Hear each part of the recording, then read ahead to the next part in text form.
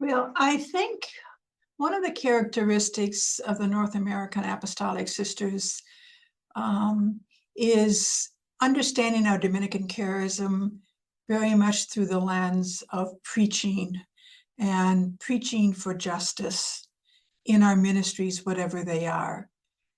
And I want to say that for North America, that includes Canada and the United States, but we don't have any active apostolic Dominican sisters in Canada. The two congregations that are there are coming to conclusion. So it's really the U.S. Dominican congregations who are members of DSIC that have a very tight relationship with each other. We're quite connected because we have a U.S. Dominican Sisters Conference that has been in existence for many years. And a little bit of history on that is it was actually the Dominican Leadership Conference was started in 1934. And that's when the Dominican sisters, elected priestesses, started to gather. We also gathered at that time with the elected provincials of the friars. And so the women would sometimes, sisters would sometimes meet by themselves, but the leadership conference was both the friars and the sisters. And that stage ended in the early 2000s, where it became clear that the friars had priorities and organizational ways of governance that was quite different from the way of the sisters. And so we became the Dominican Sisters Conference. And even though it was Dominican Sisters Conference, it really has operated pretty much with Dominican elected leaders. And the actually wider Conference of Dominican Sisters gathering have been, I think the last one was in 2015 before the Paris Climate Conference. So there's going to be a gathering of Dominican sisters in the fall of 2025. But there's been almost a 10-year hiatus in between the time, those years. Every year, the priestesses and the elected councils of these congregations have been meeting.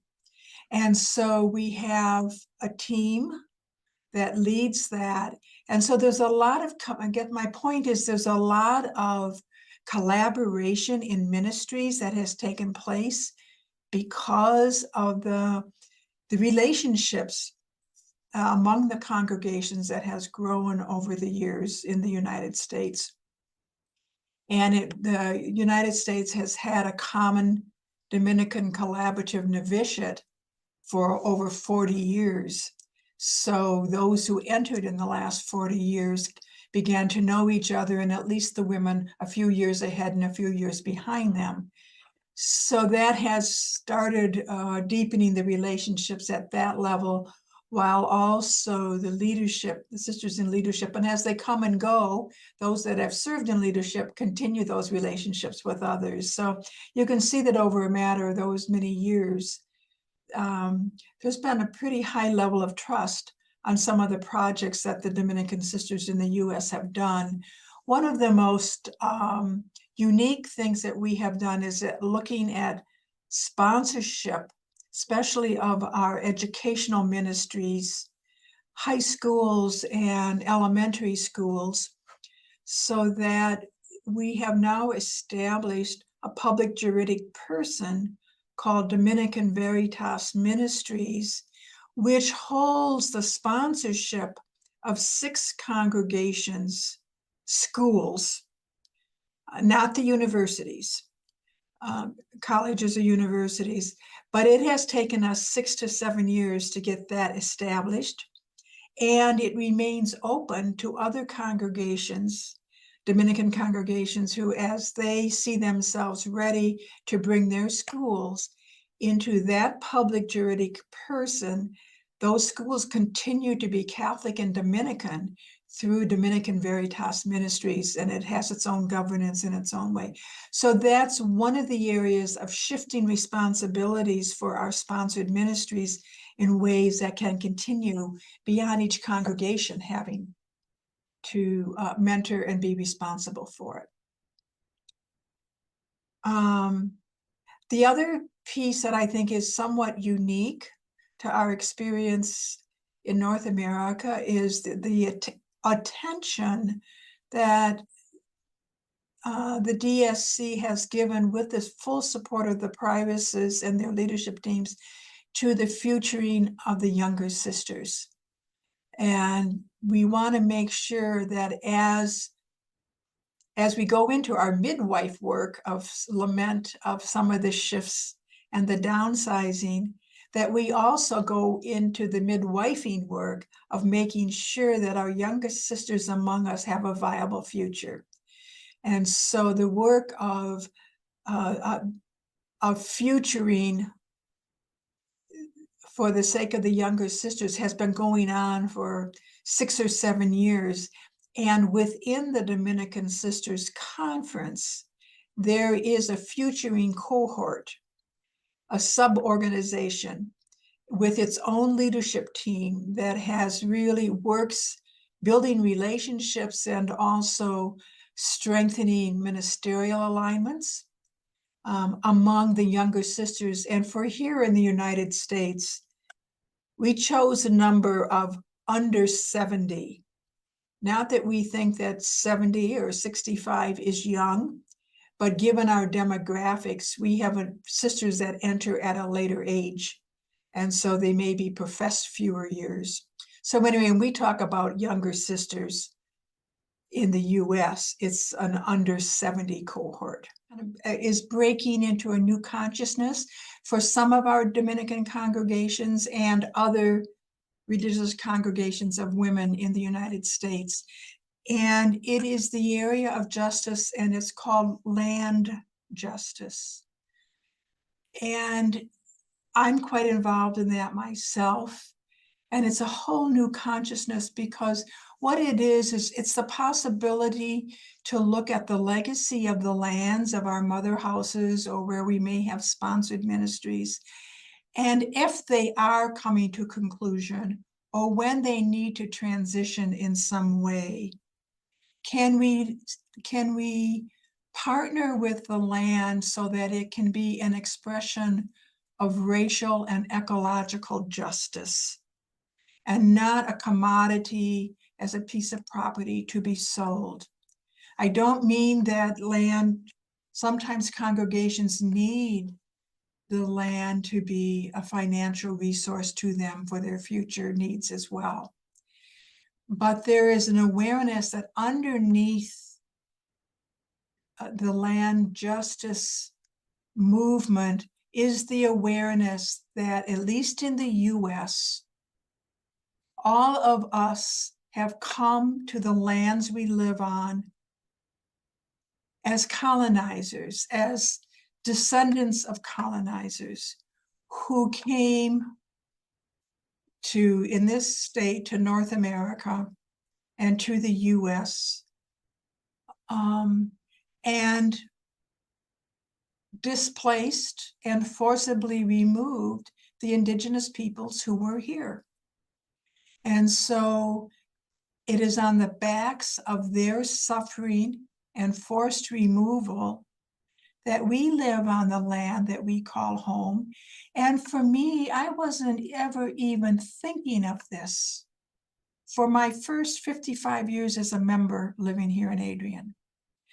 And land justice, really underneath it, really looks at the results of the doctrine of discovery that goes way back to the papal bulls of the 1490s, that really said that when the European explorers could go to other countries or other areas, and if those lands weren't Christianized, they were considered empty and void, nullus terris. If they were empty and void, the people living there could have a choice to become Christian, or they could be decimated or taken as slaves. And So that's the beginning of the colonization, where through the kings and queens and the church of that era conquered lands and planted a crown or a cross and said, now this land belongs to the church and to whichever country was colonizing. That carried over certainly into the US.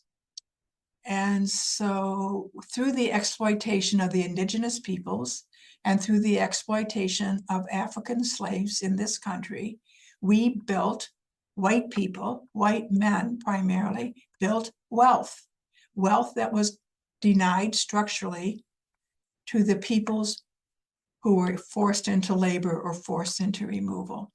So when I talk about land justice, it's not just this little 78 acres of land where our mother house and university campus is.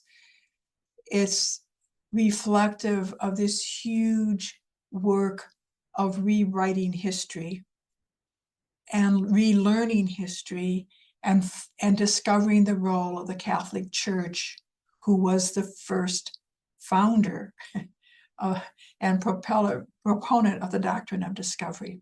So I want to raise that because it is a newly emerging consciousness. And I know that there are at least 4 of the Dominican congregations in the US who are beginning to study and to learn the consequences of the land justice. And can it somehow, at some time, be a way of healing rather than a way of continuing to take? There's other kind of unique points of identity among the sisters that's pretty common, is that it has a lot to do with our demographics. It also has to do with our understanding of the strength of collaboration and expanding the Dominican charism. And that is the increased inclusion and participation of laity in the Dominican charism.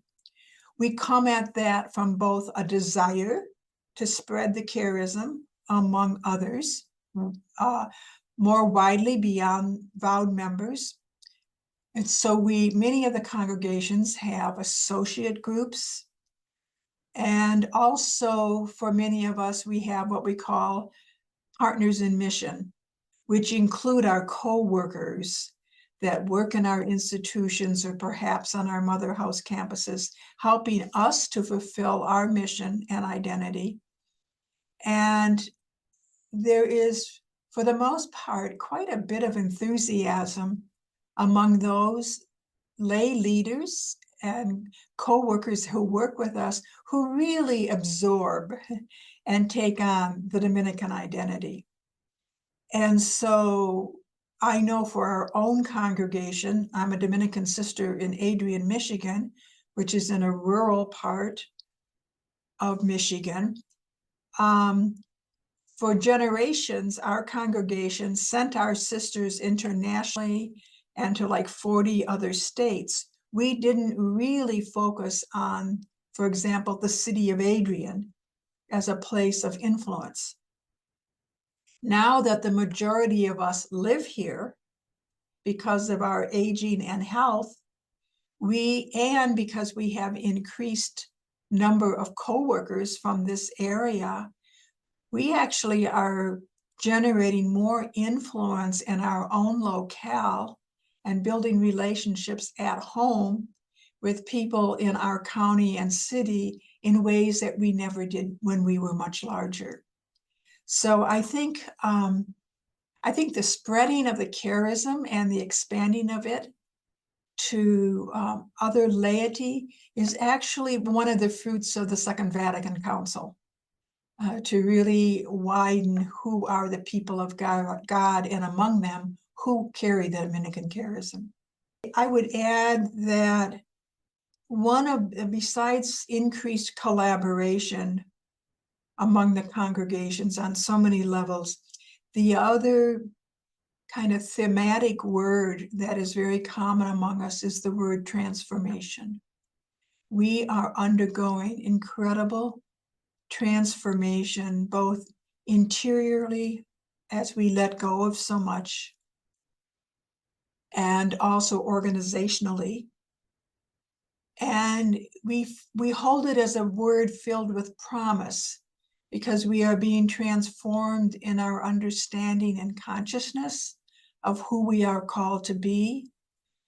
And we believe that as the transformation into being a people who live their values according to the gospel and who are willing to stand up to preach for justice.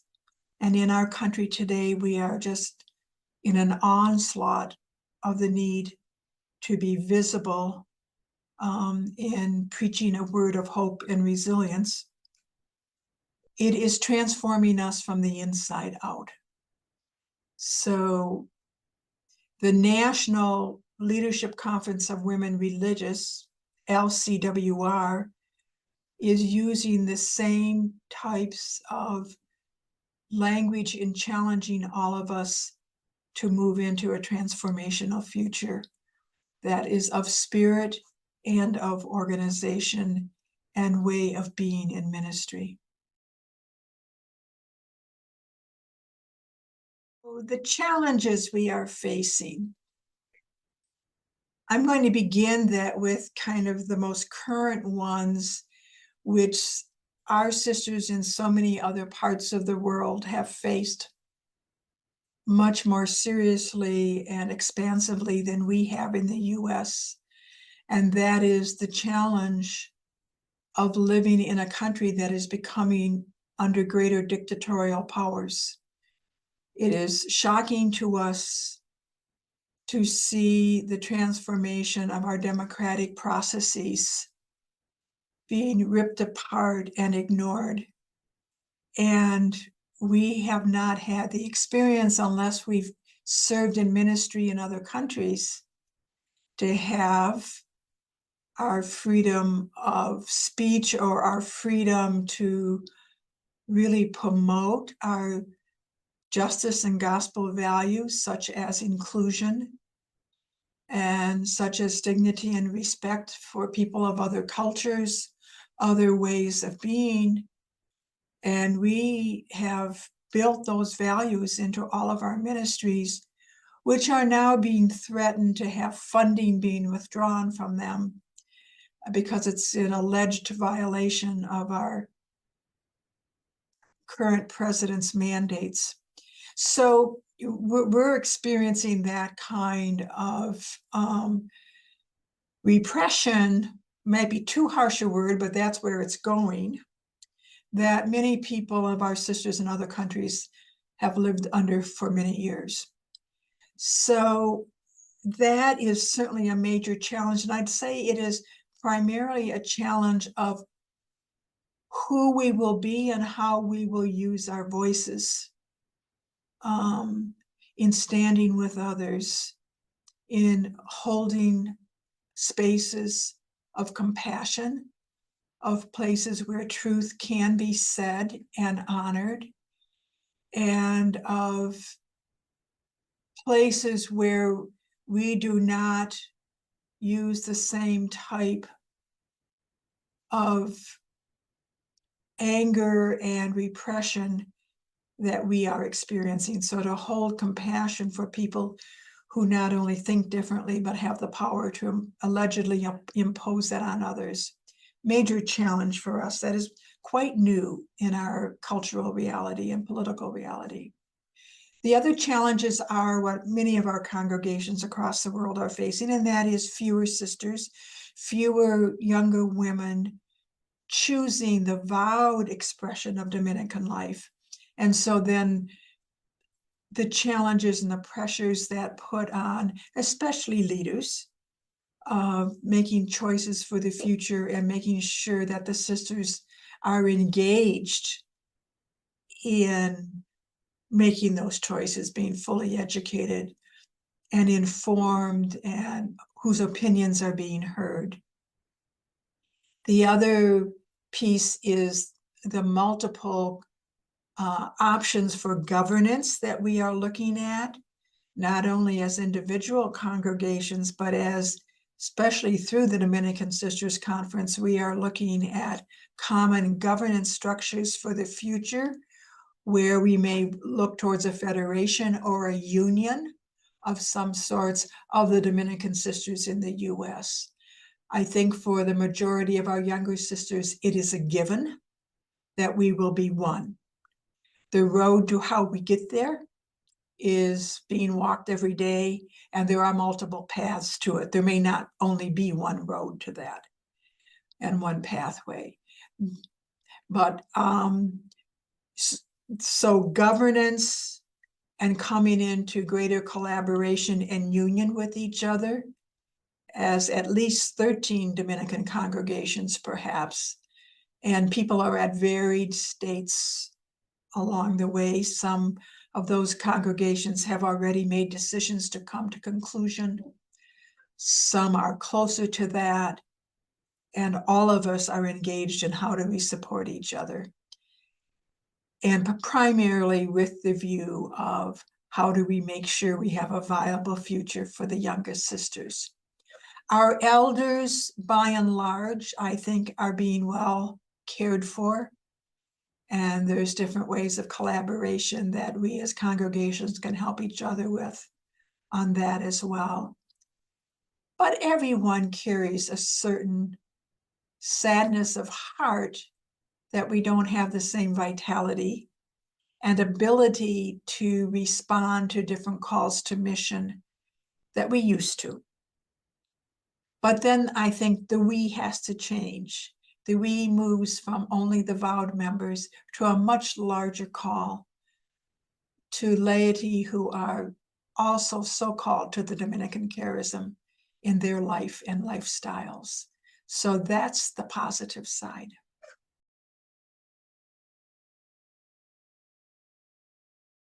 Those of us, I think it's pretty, I can't say unanimous because we haven't asked that question in this way, but I think my sense of the Dominican sisters in North America is that we are longing to become more international. We are very grateful that the Dominican Sisters International Confederation exists, and I would say we all want to support it and make it a stronger organization that can respond to our global Dominican identity as women preachers. So my hope is that through the assembly, we will find ways to strengthen DSIC and to really listen to the voices that we're going to be hearing throughout our meeting, the voices of the younger sisters, and especially those who had an opportunity to gather in Calahuega, the voices of the sisters who served on the task force that is looking at the future of DSIC and some of the recommendations that are coming from them. I think those of us that serve on the coordinating council of DSIC have hopes that the DSIC can become even stronger and have more regional representation among some of the continents that are so huge and have multiple languages. So for North America, we don't have that challenge. Our challenge is not knowing more than one language. And it's not that we don't have multiple languages in North America, but we also have the benefit of being able to have the resources for translators or interpreters in our Zoom meetings, and in our national meetings, so that we're learning how to become more multicultural and multilingual. But so my hope is that together we will grow into a stronger family of Dominican women who really honor and celebrate our global reality and our international identity as women preachers. I would really hope that we emphasize that we are members of the order of preachers And even though our church doesn't recognize women as official preachers in official liturgical settings, we know that we have the call of the charism of preaching, and in whatever ministry we are engaged in, we are using the example of Jesus as being a preacher in action and in word, in healing, in listening, and in touch.